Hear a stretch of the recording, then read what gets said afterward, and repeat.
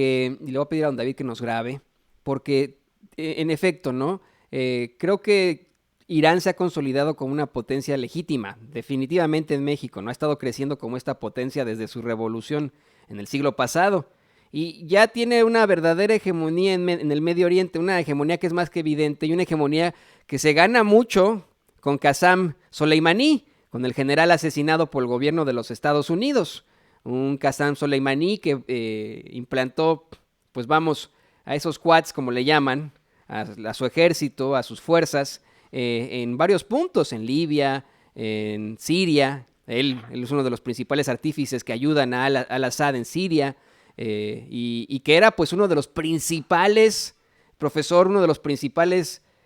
adversarios, si no es que enemigo jurado de Saddam Hussein en su momento. ¿Qué nos puedes decir sobre este crecimiento de Irán como potencia? No estamos hablando de un país X ahí en la región, sino un país que en estos momentos es potencia económica y potencia militar. ¿Qué nos puedes decir sobre Irán, Jesús? Pues efectivamente, mira, de acuerdo a diversos centros de investigación, como el Chatham House de Londres o como el CIPRI de Estocolmo, estos que también se conocen como think tanks en Estados Unidos, centros de pensamiento, de acuerdo a sus reportes, Irán es la quinta potencia naval del mundo. Estados Unidos es el primer lugar. Pero en el Medio Oriente y en el mundo musulmán, ningún otro país tiene la flota naval que tiene Irán. Y también en el plano balístico, en el plano del uso de misiles, pues Irán ya ha desarrollado su propia tecnología justamente en el contexto de acoso selectivo de Estados Unidos y en el contexto de las sanciones internacionales a los Estados Unidos tiene sujeto a Irán, tipo Venezuela o tipo Cuba.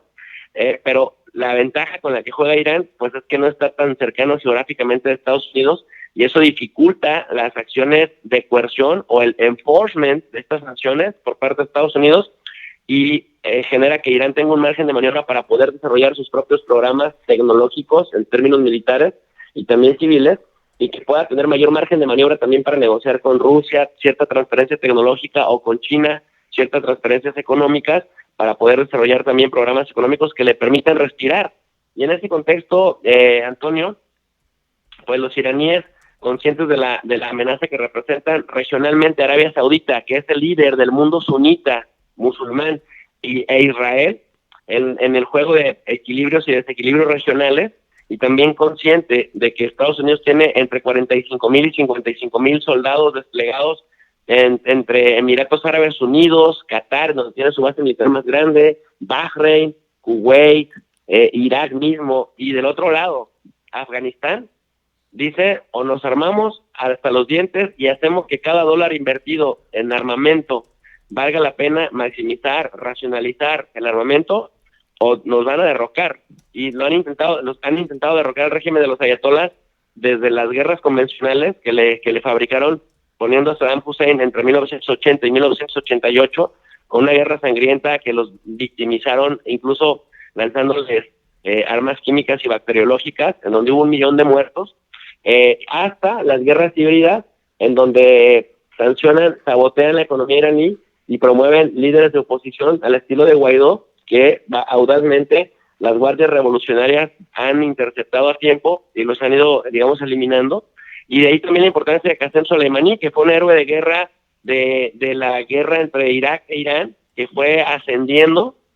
y que después se convierte en toda una estratega que se encarga de anticipar justamente estas guerras híbridas. Copia un modelo de resistencia o de fuerza que dentro de las fuerzas revolucionarias le llamamos la fuerza Quds, y esta fuerza Quds es una especie como de CIA iraní o de Mossad iraní, que además de hacer inteligencia sobre el terreno, más o menos se conforma de entre unos 5,000 y 10,000.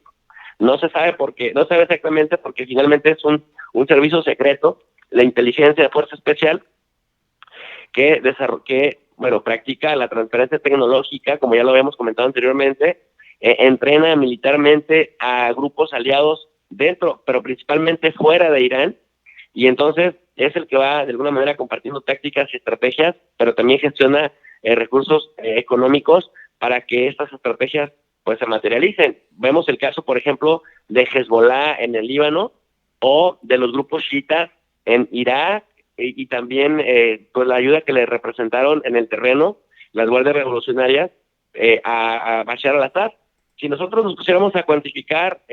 Antonio, cuánto se gasta, por ejemplo, Estados Unidos, cuánto se gasta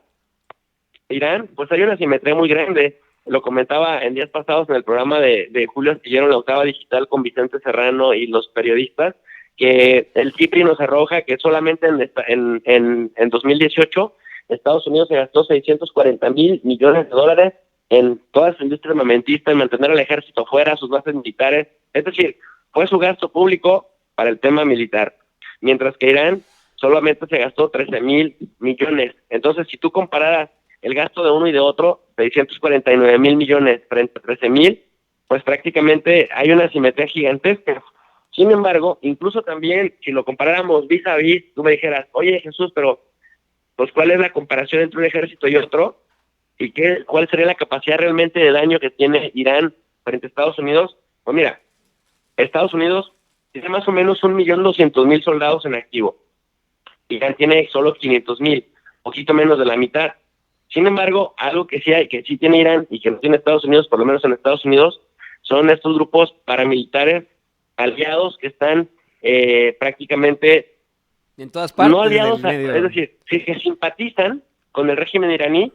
y que ven mayor rivalidad frente a actores externos de la región que frente al gobierno de Irán. Entonces, eso de alguna manera equilibra las acciones y las hostilidades en contra de estas potencias extranjeras británicas, rusas en su momento, o estadounidenses que están en la región.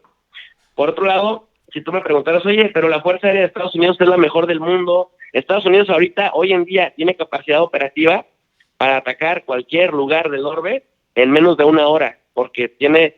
bases militares en todo el mundo, hay unas 2.000 bombas atómicas o ojivas nucleares entre submarinos y entre bases militares alrededor del mundo, con una fuerza aérea de 13.000 aeronaves de todo tipo, entre las cuales cuenta, Antonio, con estos cazabombarderos F-35, que son los más modernos del mundo. Entonces, y que tienen una capacidad, aviones cisterna, etcétera, para colocar efectivamente una ojiva nuclear, un ataque brutal o convencional también, en una hora. Irán solo tiene 509 aeronaves, no tan modernas como las estadounidenses, pero cuando yo decía que parte de la simbología o del aprecio que la gente le llegó a tener a Soleimani en Irán, es porque este señor contribuyó a eficientar, digamos, la fuerza de la tecnología de Irán, justamente la tecnología militar, para que con poco se hiciera mucho y que se pudiera utilizar estratégicamente, de tal suerte de que,